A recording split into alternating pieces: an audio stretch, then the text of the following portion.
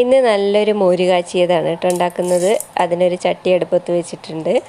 അതിലേക്ക് ആവശ്യത്തിന് എണ്ണ ഒഴിച്ചു കൊടുക്കുക. എണ്ണ ഒന്ന് ചെറുതായി ചൂടായി വരുമ്പോൾ അതിലേക്ക് കുറച്ച് ഉലുവ ചേർത്ത് കൊടുക്കുക. ഉലുവ ഒന്ന് പൊട്ടി വരുമ്പോൾ അതിലേക്ക് കറിവേപ്പിലയും വറ്റൽമുളകും വട്ടത്തിൽ അരിഞ്ഞു വെച്ച ചുമന്നുള്ളിയും ചേർത്ത് കൊടുക്കുക. ഇനി ചതച്ച് വെച്ച ഇഞ്ചി, വെളുത്തുള്ളി, പച്ചമുളകാണ് കേട്ടോ ചേർത്ത് കൊടുക്കുന്നത്. പച്ചമുളക് എരിവിന് ആവശ്യമായത് ചേർത്ത് കൊടുത്തോളൂ കേട്ടോ.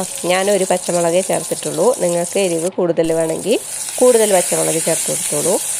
ഇനി ചെറിയ ജീരകം കൂടെ ചതച്ച് ചേർത്തിട്ടുണ്ട്. ഇതെല്ലാം കൂടെ നന്നായി മൂപ്പിച്ചെടുക്കുക. ഇത് മൂത്ത് വരുമ്പോൾ ആവശ്യത്തിന് മഞ്ഞൾപ്പൊടിയും ചേർത്ത് കൊടുക്കണം. ഇനി മിക്സിയുടെ ജാറിൽ അടിച്ചെടുത്ത മോരാണ് കേട്ടോ ചേർത്ത് കൊടുക്കുന്നത്. മോര ഒഴിച്ച് കൊടുത്തിട്ട് ആവശ്യത്തിന് ഉപ്പും ചേർത്ത് കൊടുക്കാം. ഈ സമയത്ത് തീ കൂട്ടി വയ്ക്കരുത്, തീ കുറച്ച് തന്നെ വെക്കണം. എന്നിട്ട് നന്നായി ഇളക്കിക്കൊണ്ടിരിക്കുക. ഇളക്കി മിക്സ് ചെയ്തെടുക്കണം കേട്ടോ.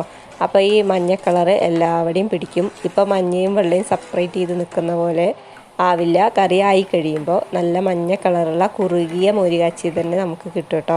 ഇതുപോലെ ഇളക്കി കൊടുത്താൽ മതി. ഇനി കുറച്ച് കറിവേപ്പിലയും മുകളിൽ കൂടെ ഇട്ട് കൊടുക്കണം. അതിനുശേഷം കുറച്ച് കായപ്പൊടിയും കൂടെ മുകളിലിട്ട് കൊടുക്കാം. നന്നായി ഇളക്കി യോജിപ്പിക്കുക. ഇതുപോലെ മോര് കാച്ചിയത് ഉണ്ടാക്കിയിട്ടില്ലെങ്കിൽ ഒന്ന് ഉണ്ടാക്കി നോക്കൂ കേട്ടോ. നല്ല ടേസ്റ്റാണ്. നല്ല ചൂട് ചോറിൻ്റെ കൂടെ ഒഴിച്ച് കഴിക്കാൻ നല്ല രസമാണ് കേട്ടോ. ഇന്ന് കഴിക്കുന്നതിനേക്കാളും രസം നാളെ കഴിക്കാനായിരിക്കും. എല്ലാവർക്കും ഇഷ്ടപ്പെട്ടാൽ ലൈക്ക് ചെയ്യണേ.